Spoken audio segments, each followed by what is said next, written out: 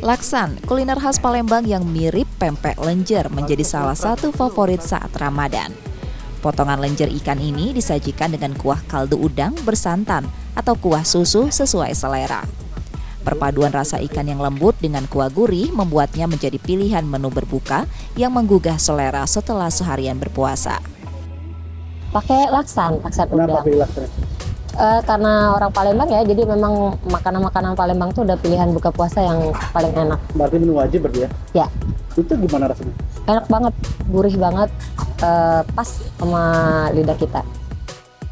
Di kawasan Pasar Maskarebet Palembang, laksan dijual dengan harga Rp12.000 per porsi. Ciri khasnya adalah kuah yang kaya rasa dan sambal khas Palembang yang menambah sensasi pedas. Tak heran selama Ramadan permintaan meningkat hingga 50% dengan penjualan mencapai 40 porsi per hari.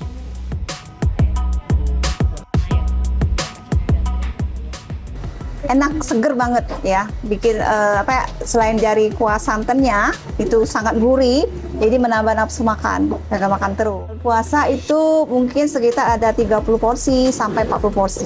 Lebih meningkat dari hari-hari biasa.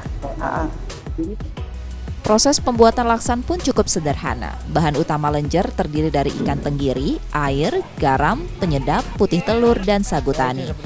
Campurkan ikan tenggiri dengan air, garam, dan penyedap hingga adonan kental, lalu masukkan putih telur dan sagu. Bentuk adonan memanjang, kemudian rebus sekitar 5 menit. Setelah dingin, potong sesuai selera. Untuk kuahnya, bumbu dapur seperti cabai, bawang merah, bawang putih, dan kemiri dihaluskan, lalu ditumis hingga harum. Tambahkan kepala udang dan tumis hingga kering. Lalu tuangkan air dan santan instan. Masak dengan api besar hingga mendidih selama 20 menit. Setelah matang, laksan siap disajikan dengan taburan bawang goreng dan sambal. Nah, tertarik mencoba laksa sebagai menu berbuka?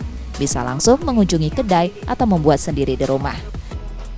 Purwantoro, Kompas TV, Palembang, Sumatera Selatan.